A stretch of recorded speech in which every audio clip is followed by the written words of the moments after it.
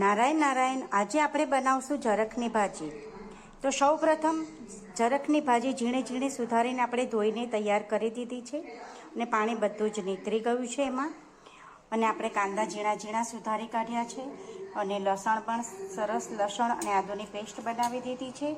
હવે આપણે તેલ મૂક્યું છે. તેલ આમાં મેં થોડુંક વધારે મૂક્યું છે. હવે આપણે એને વઘારશું. હવે આપણે આ લસણ નાખ્યું છે.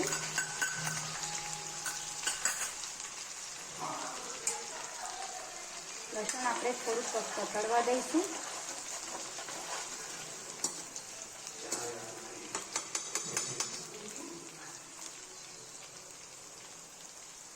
ત્યારબાદ આપણે નાખીશું થોડી હિંગ.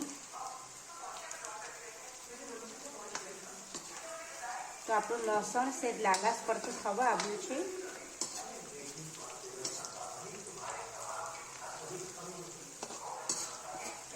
હવે આપણે એમાં નાખી દઈશું કાંદા.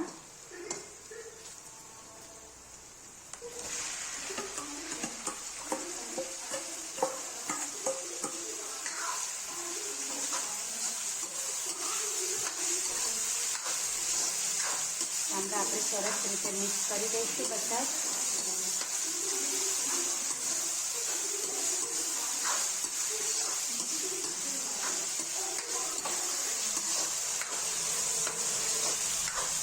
હવે આપણે એની અંદર નાખીશું જરખની ભાજી.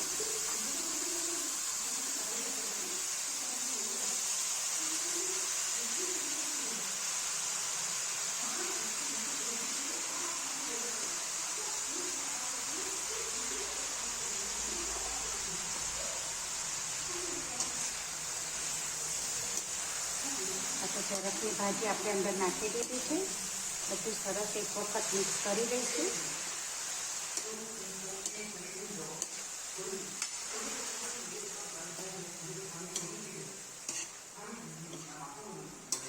સ્વાદ અનુસાર મીઠું નાખીશું. ત્યારબાદ લાલ મરચું, જેટલું આપણે તીખું ખાતા હોય તે પ્રમાણે. હળદર. આમાં પણ મેં ગરમ મસાલાનો યુઝ નથી કર્યો. લસણ અને આદુની પેસ્ટ જ વધારે નાખી છે, જેથી કરીને સ્વાદ એનો ખૂબ જ સરસ આવે. ભાજીમાં આપણે પાણી નાખ્યું જ નથી, પણ ભાજીમાંથી બધું જ પાણી છોટ્યું છે, એટલે હવે એને મેથેથી જ ધીમે ધીમે આપણે ચડવા દઈશું. હવે આપણે એને ઢાંકી દઈશું. હા, તો આપણે જોઈશું કે આ રીતે ખૂબ જ સરસ રીતે શાક ચડી ગયું છે. પાણી બધું જ બળી ગયું છે અને જુઓ ઉપર બધું જ તેલ છૂટ્યું છે. તો આ રીતે આપણું જરખની ભાજીનું શાક ખૂબ જ રેડી થઈ ગયું છે. બળેલો દેખાય છે. હા, તો જુઓ આપણું જરખની ભાજીનું શાક ખૂબ જ સરસ રીતે તૈયાર થઈ ગયું છે. પાણી બધું જ બળી ગયું છે અને ઉપર બધું જ સરસ રીતે તેલ છૂટું થયું છે.